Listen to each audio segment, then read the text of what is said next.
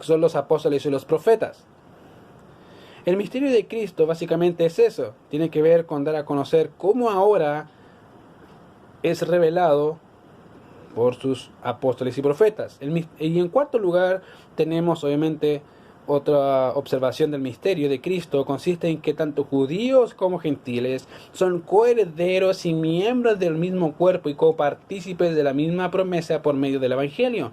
Ese es el misterio, que tanto judíos como gentiles son son participantes de la misma promesa, son la iglesia de Cristo.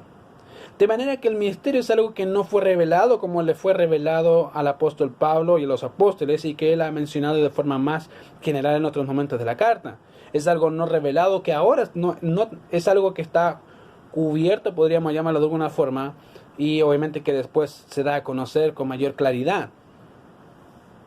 Ahora, algo interesante también es notar que el texto dice básicamente en el verso Efesios capítulo 3, verso 8 y 9 también cita algo acerca del misterio, y en Efesios capítulo 5, verso 32 pues dice: grande es este misterio, mas yo digo esto respecto de Cristo y de la iglesia. En este pasaje se mencionan algunas verdades a considerar, y en primer lugar, lo grande de ese misterio tiene que ver con lo que respecta a Cristo y a la iglesia. Y en segundo lugar, el misterio mismo al que Pablo se refiere básicamente tiene que ver con la relación que la iglesia tiene con Cristo. Y en tercer lugar, básicamente tiene que ver con no solamente con la relación, sino qué tipo de relación tiene la iglesia con Cristo. De ahí lo compara básicamente una relación, básicamente podría llamarlo matrimonial, ¿ya? Hasta cierto punto tiene que ver con una relación conyugal, la cual es definida en otras partes como la novia de Cristo o la esposa de Cristo, hablando de la iglesia. Y la última sección que habla, o la última parte donde habla del misterio, es en Efesios capítulo 6, verso 19. Dice: y por mí, a fin de que al abrir mi boca me sea dada palabra para dar a conocer con denuedo el misterio del Evangelio. Ahora, en esta sección se menciona básicamente el misterio del Evangelio, y debe entenderse a la luz de la carta. El texto no dice que el Evangelio sea un misterio en sí mismo, sino que el misterio reside en que tanto judíos como gentiles son participantes, poseedores del mismo Evangelio. No es que haya un Evangelio particular, exclusivo para judíos, y hay otro Evangelio diferente a un particular de los gentiles, sino que es el mismo Evangelio para judíos y para griegos. De manera que en cada sección de la carta de los Efesios, en donde Pablo habla de la palabra misterio, habla en estricto rigor de una revelación, una verdad dada a conocer, que no fue dada a conocer como lo es ahora, dice Pablo. Y de eso podemos deducir que la palabra misterio puede ser definida como algo revelado que no era, o fue revelado con claridad, que le fue revelado al apóstol Pablo. Todo ese misterio que fue revelado tuvo una razón o un motor impulsor. ¿Cuál es? Dice: según su beneplácito, el cual se había propuesto en sí mismo. Según su beneplácito. Y esta es una palabra que generalmente denota la complacencia de Dios. Puede referirse a la complacencia de Dios en los sacrificios, puede referirse a la complacencia de Dios a las ofrendas, y la complacencia de Dios básicamente en muchos aspectos. Y en el Nuevo Testamento la palabra solo aparece en dos ocasiones con relación a la complacencia del hombre o a la voluntad humana. Una es Romanos capítulo 10, verso 1, y la otra es Filipenses capítulo 1, verso 15.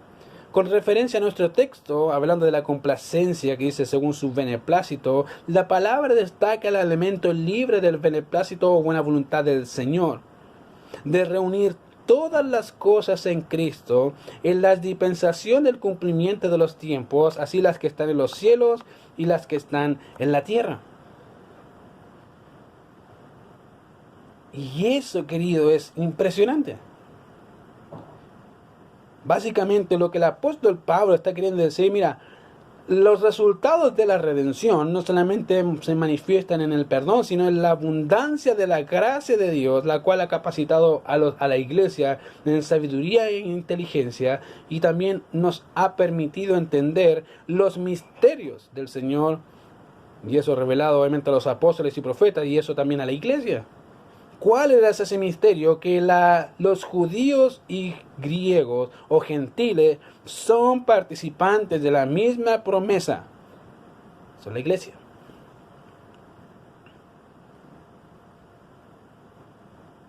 Y todo eso lo hizo según su beneplácito. según su voluntad, según su deseo. Dice, el cual se había propuesto en sí mismo. Él dispuso, hablando del Señor, Él dispuso en sí mismo reunir todas las cosas, no algunas cosas, todas las cosas en Cristo. Todas. Y no sé si eso te maravilla, pero es interesante notar, querido, cómo el Señor no solamente nos ha dado, en realidad, grandísimas promesas, sino cómo su gracia ha alcanzado, en realidad, podríamos llamarlo, una enormidad en nuestras vidas. Ha llegado a un punto tan grande que cómo no decir que todo eso es para la alabanza de la gloria de su gracia. Fue su beneplácito el cual se había propuesto en sí mismo, en sí, en su propia persona. Él decidió hacerlo, de reunir todas las cosas en Cristo.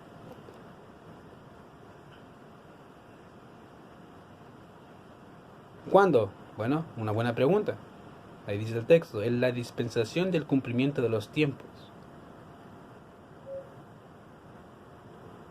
En el momento determinado para que el tiempo se cumpliese, así las que están en los cielos como las que están en la tierra, todas las cosas. Y eso es lo que dice el texto, de reunir todas las cosas en Cristo. Ahora, querido, si no entiende qué significa todas las cosas, es todas las cosas, no hay otra forma de entenderlo en realidad. Creo que el texto es claro cuando dice de reunir todas las cosas de la dispensación, del cumplimiento de los tiempos, así las que están en los cielos como las que están en la tierra. Todo lo que hemos obtenido de la redención, del perdón, todo lo juntó, las cosas que están en los cielos y la tierra, básicamente, según lo que dice el texto, en Cristo. El punto crucial de la historia, querido, radica en Cristo. La historia misma está calificada en antes de Cristo y después de Cristo. El punto culminante de la vida del creyente está en Cristo. Él se hace el quiebre real, total, en la vida de una persona. En Él, en realidad, obtuvimos perdón, y esa gracia que sobreabunda en la vida, en nuestras propias vidas, es por Él y en Él. Querido, no puede haber creyente que al ver esta verdad no se maravilla. No pueda decir gloria a Dios en las alturas.